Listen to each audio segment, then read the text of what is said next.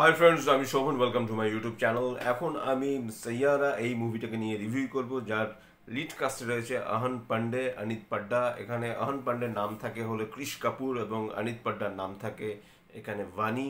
তো কেমন হলো? প্রায় 2.5 ঘন্টা ডিউরেশন প্লাস এই মুভিটা। ডিউরেশন ডিরেক্টেড বাই মোহিত সুরি, এবং মোহিত সুরির মুভি মানে সেখানে কিন্তু গান হলো মানে একদম প্রধান কারণ হয়ে দাঁড়ায়, এবং মিউজিক্যাল একটা মুভি সাইয়ারা। আমার কিন্তু মুভিটা কিন্তু বেশ বেশ ভালো লেগেছে। একটা অনেক দিন পর একটা রোমান্টিক একটা মুভি দেখলাম।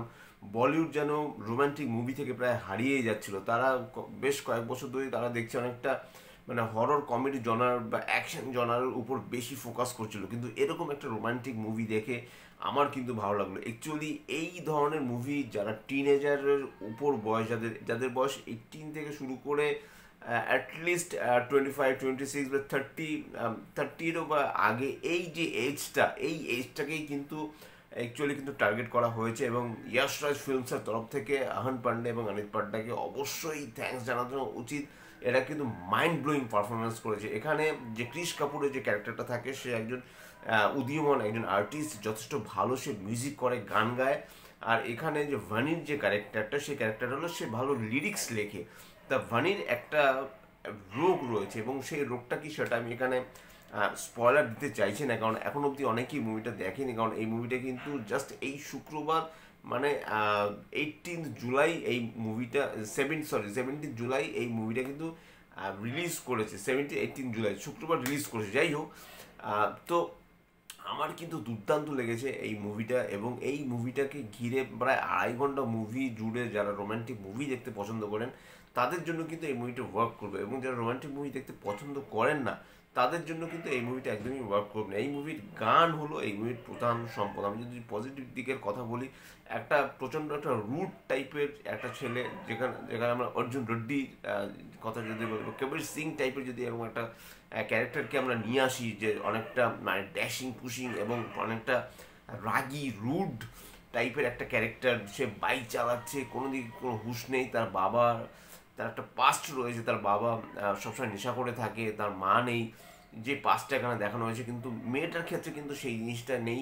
তার বাবা মা রয়েছে, ছোট ভাই রয়েছে। তো যাই হোক, মেয়েটার যে একটা রোগ রয়েছে, এই রোগটাকে কিন্তু এখানে একটা বিশেষভাবে ফোকাস করা হয়েছে এই কারণেই, কারণ এখানে শুরুতেই দেখানো হচ্ছে যে যে বানির যে ক্যারেক্টারটা, তার এক বিয়ে ভেঙে যাচ্ছে এবং সে তারপর অসুস্থ হয়ে পড়ে। তারপরে কিন্তু অ্যাকচুয়ালি কাহিনীটা স্টার্ট হতে শুরু করে, এবং যেভাবে ফার্স্ট লুকে যেভাবে আন পান্ডেকে দেখানো হয়েছে, হ্যাঁ, সেটা কিন্তু আমার কিন্তু দুর্দান্ত লেগেছে। তার বাইকটা দারুণ লেগেছে। এখানে বেশ কিছু সিনস রয়েছে, বেশ কিছু সি বিচের সিনস রয়েছে, সেই সিনগুলো আমার বেশ ভালো লেগেছে। এছাড়াও যেরকম সিনেমাটোগ্রাফির কাজ যথেষ্ট ভালো, এডিটিংয়ের কাজ থেকে শুরু করে কালার প্যালেট থেকে শুরু করে কাস্টিউম ডিজাইন থেকে শুরু করে প্রত্যেকটা কাজ কিন্তু খুব নিখুঁত। এবং ধরা হচ্ছে এই মুভিটার বাজেট হলো 50 crore প্লাস।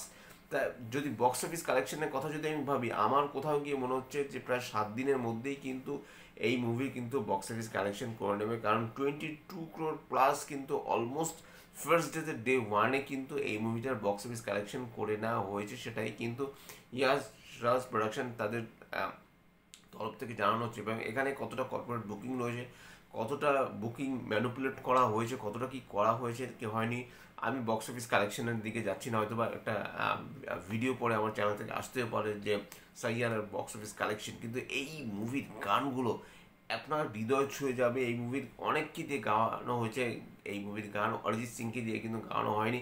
এটা আমার ভেবে ভালো লাগছে এই কারণে, কারণ অরিজিৎ সিং তো একজন লিজেন্ড, একজন সিঙ্গার, সেটা নিয়ে তো কোনো কথাই হবে না।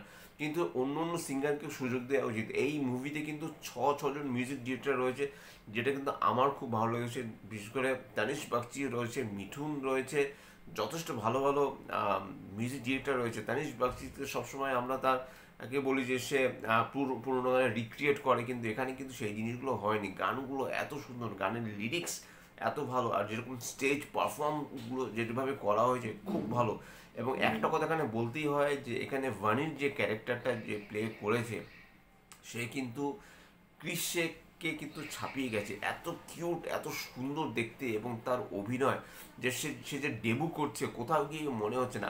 আয়ন পান্ডেও যথেষ্ট ভালো অভিনয় করছে, কিন্তু কোথাও গিয়ে আমার মনে হয়েছে যে মেয়ের যে ক্যারেক্টারটা, বানির ক্যারেক্টারটা অসম্ভব ভালো অভিনয়, এত সুইট তার পারফরমেন্স ফার্স্ট থেকে লাস্ট অবধি তিনি এত ভালো পারফরমেন্স করে গেছেন, সেটা কিন্তু এক কথায় অনবদ্য। আমি বেশি কিছু বলবো না স্টোরিটাকে নিয়ে।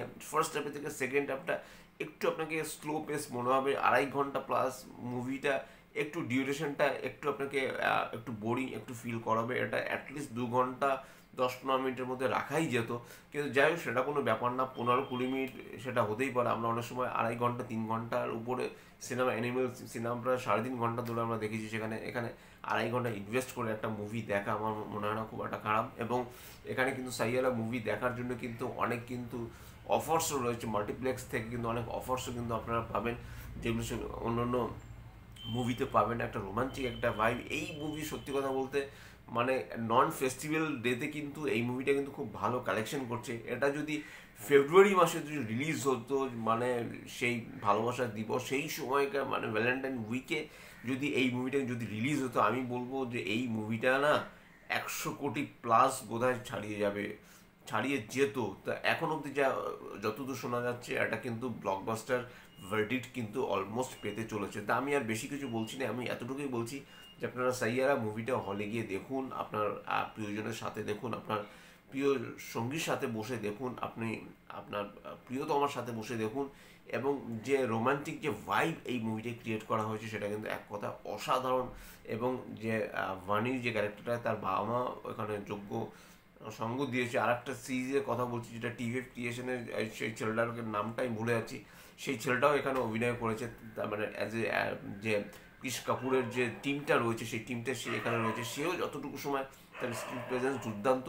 সব মিলে কিন্তু আমার সাইয়ারা মুভিটা দুর্দান্ত লেগেছে। আপনাদের কেমন লেগেছে নিশ্চয়ই কমেন্টস লিখে জানাবেন। এবং যদি আমার চ্যানেলটা ভালো লাগে থাকে, লাইক শেয়ার কমেন্ট এবং সাবস্ক্রাইব করতে ভুলবেন আমার চ্যানেলকে। Till then stay tuned, tata, love you, bye by.